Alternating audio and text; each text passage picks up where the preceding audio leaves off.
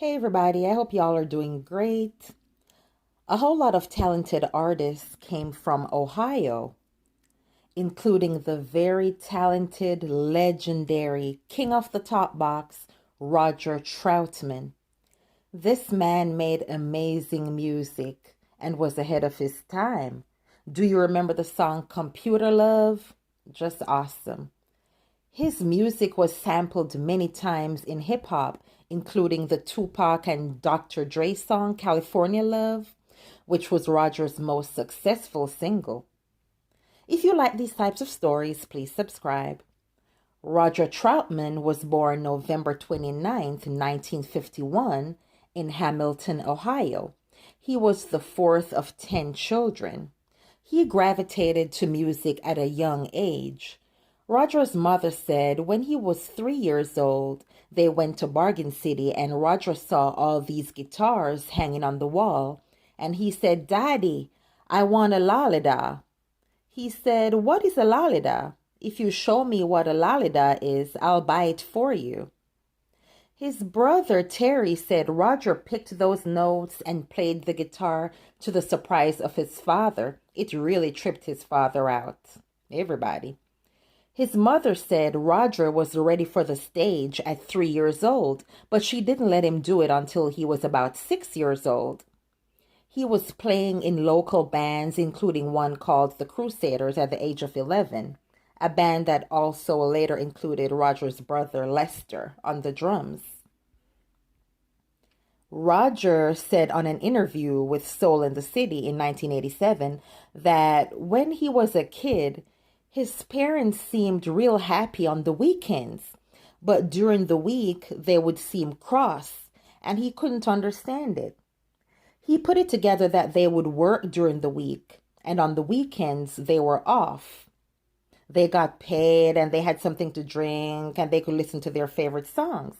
He thought they were happy on the weekends because of the music. They always listened to blues and music that had a lot of bass in it. He said he wanted to make them happy through the week, so what he would do is pick the favorite songs that they listened to on the weekends and learn the songs note for note. So when they came home, he would be able to say, "Watch this, Dad," and played his favorite song, and it would make him smile. He said because of that, he always understood the heavy bottom. He also said eating chitlins helped him to keep the music funky too. The Crusaders broke up in the early 60s, but Roger and Lester stuck together as Roger became influenced by such R&B legends as B.B. King, Jimmy Reed, Chuck Jackson, and Junior Walker, The Temptations, Wilson Pickett, and the Beatles, and so on. Roger also spoke very highly of James Brown. By the late 60s, Roger had added the Hammond organ to the list of instruments he knew how to play. Two other Troutman brothers joined with Roger and Lester. Tony was bass and Larry, who did percussion, forming Roger and the Human Body. They were doing shows all over the US and Canada. The group added another brother to the group by 1977, Terry Troutman, who went by the nickname Zap. In 1977, he and the Human Body issued Freedom, their first single. Within 2 years, Roger and his brothers were discovered by George Clinton, who signed them as Zap to his Uncle Jam Records label in 1979. Years ago, Lester talked about how the group got the name Zap. So Zap was Terry's nickname growing up. He said when they finished their first album in Detroit, George came to them and said he was turning the record in next week, and they're going to need a name for the group. He didn't want to use the name Roger and the Human Body. He told them they had to have a more flashy name, a futuristic name.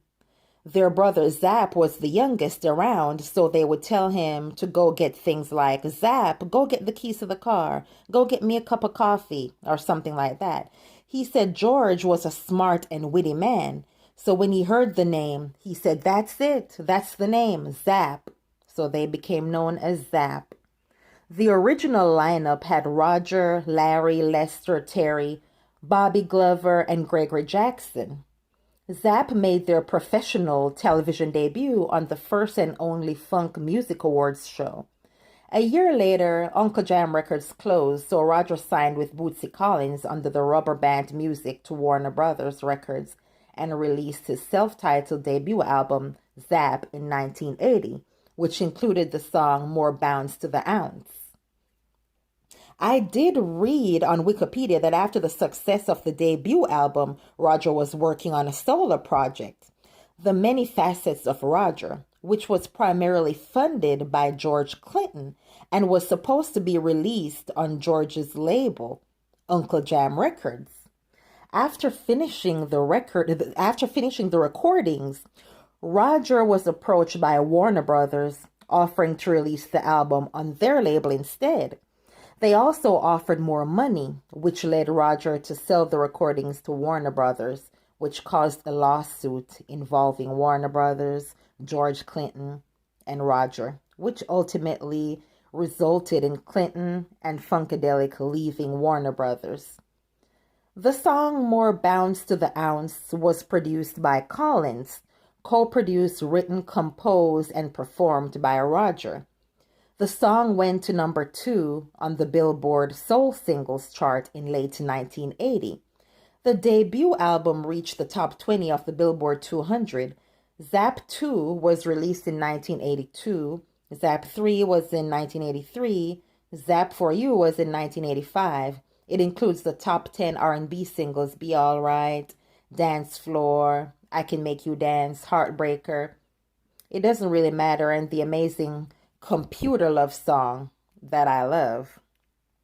Then in 1993, Zapp released their biggest selling album, Zapp and Roger, All the Greatest Hits. It featured remix cuts of Roger's solo singles along with the new single called Slow and Easy. It featured Shirley Murdock and Ronnie Diamond. The album sold over 2 million copies. Roger's 1981 album, The Many Facets of Roger, which was his first solo album, it featured a funk cover of Marvin Gaye's I Heard It Through the Grapevine, and that went number 1 on the R&B singles chart, and the album sold over 1 million copies. It also had the hit song So Rough, So Tough. That year, Roger also recorded with Parliament Funkadelic on the band's final Warner Brothers album, The Electric Spanking of War Babies. His second solo album was in 1984, called The Saga Continues, which includes the songs Girl Cut It Out, It's the Mix, which was dedicated to Soul Train and its host, Don Cornelius. He did a cover of Wilson's Pickett's In the Midnight Hour, which featured gospel group The Mighty Clouds of Joy. His most successful solo album was the 1987 album Unlimited. That album had his huge hit called I Wanna Be Your Man, which went to number 3 on the Billboard Hot 100 and number 1 on the R&B chart. I think all the Roger fans know this song. That song was the thing. Roger was also a producer and writer for other artists, including Shirley Murdock's hit song called As We Lay. In 1988, Roger appeared on Scritti Poliiti's third album, Provision. He provided top box vocals on the songs Boom, There She Was, and Sugar and Spice. Roger's final solo album was Bridging the Gap, that had the hit called Everybody Get Up. He also worked with Elvis Costello on the song called The Other Side of Summer. NBA Entertainment also chose Roger to record a tribute song called I'm So Happy for Kareem Abdul-Jabbar.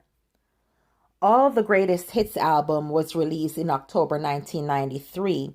Roger also had a major influence in hip-hop. He's one of the most sampled artists out there. He was on Snoop Dogg's 1993 debut, Doggy Style, and Snoop Dogg speaks highly of Roger too. He had a lot of respect for him and his creativity. He was on Eazy-E's album, Straight Off the Streets of Compton.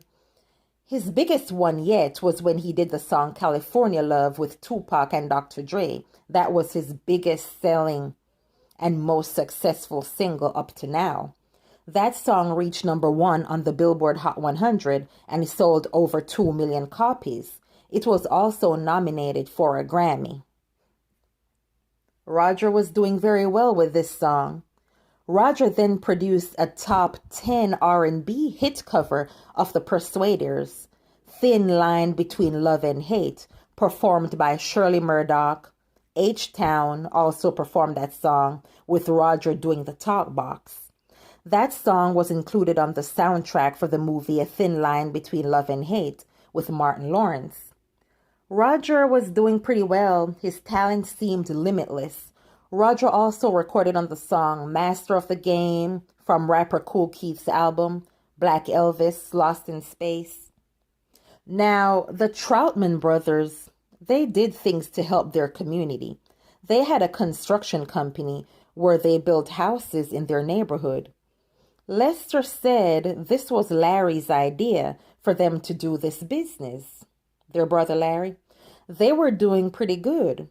It was said on the Zapp and Roger on Song episode that Larry and Roger were very, very close, like two peas in a pot.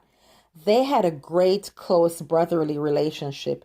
Greg Jackson said he's never seen two people more close than Larry and Roger. After that song, California Love, Roger was in demand.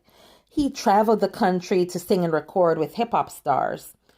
Shirley Murdock said on the Zapp and Roger on Song episode that Roger wanted to do some things a little more independently as an artist, but he was not going to break up with his brother and the company. She said there was just some things as an artist that he wanted to do. At some point, the family business back in Ohio was having financial problems. Larry was having difficulty keeping it together. Larry's daughter said that Larry said to her, "What if I have $2 million?" She answered and said, "Then you're rich." Then Larry said, "But what if I owe $4 million?" His daughter said he started gaining weight and his appearance was changing. Another daughter said the night before Larry died, she hugged him, telling him goodbye. She said he was hugging her real tight and she knew something was strange, but she didn't know what. On the morning of April 25th, 1999, tragedy struck. Police found Roger in an alley behind his recording studio, suffering from gunshot wounds, bleeding to death. Then a few blocks away, they found Larry Troutman's car slammed in a tree with a bullet to the head from the same gun, allegedly. Shirley Murdock said when they found Larry, tears was running down his face. It is believed that Larry shot Roger, then killed himself. I was thinking about how they found Larry's car slammed in a tree. When I hear stories about people killing themselves with a gun in a car, the car is usually parked somewhere, I believe. I personally never heard of someone shooting themselves, then run their car in a tree. But it's possible, I guess. But I don't know. So, did he shoot himself while he was driving, then run in a tree? Guys, it's just something I'm wondering. Roger's son, Larry Gates, said when they told him who shot his father, he said he was going to change his name. Do you believe that Larry really did this to his brother? Do you think it's possible someone else committed the murder and made it look like Larry did it? I'm curious as to what you guys think. I mean, it's possible he did do it, but isn't it also possible it was a setup? I don't know, guys. I know sometimes your own family will take your life, your own blood. I heard of a number of those cases. Either way, this was a terrible, terrible tragedy. We lost one of the most creative musicians in the world. He made the Top Box instrumental. It seems he was good at everything he touched. He was called an angel of music. This is a terrible loss to us, y'all. A terrible, terrible loss. He will not be forgotten. Rest in peace, Roger Troutman. Please subscribe, and I'll see you next time.